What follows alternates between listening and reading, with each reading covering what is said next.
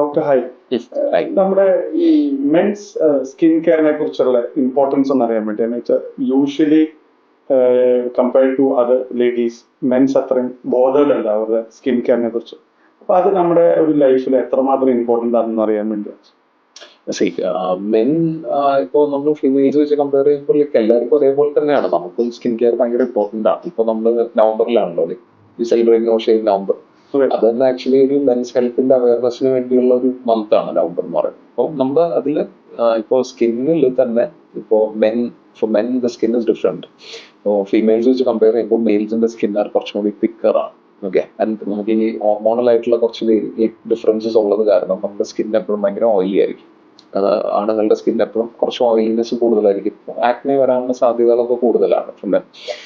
അതേപോലെ തന്നെ something called melanin index, അതായത് നമ്മുടെ സ്കിന്ന് പെട്ടെന്ന് ടാൻ ആവാൻ കുറച്ചുകൂടി എളുപ്പമാണ് compared to females. Like male skin is more prone to പെട്ടെന്ന് നമ്മൾ വെയിൽ കൊള്ളുമ്പോഴൊക്കെ ടാൻ ആവാനൊക്കെ കാര്യത്തിലൊക്കെ മെലനിൻ കൂടുതലാണ്. അതുകൊണ്ട് അപ്പോൾ സ്കിൻ കെയർ ഭയങ്കര ഇമ്പോർട്ടൻ്റ് ആണ്. നമ്മൾ ഫീമെയിൽസോ മെയിൽസോ അങ്ങനെ ഒരു ഡിഫറൻസിയേഷൻ സ്കിൻ കെയറിലില്ല.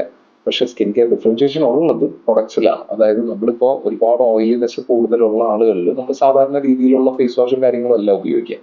ഓയിലി ആയിട്ടുള്ള സ്കിന്നുള്ള ആളുകളിൽ അതനുസരിച്ചുള്ള ഫേസ് വാഷ് യൂസ് ചെയ്യണം, മോയ്സ്ചറൈസർ ഉപയോഗിക്കണം, സൺസ്ക്രീൻ യൂസ് ചെയ്യണം.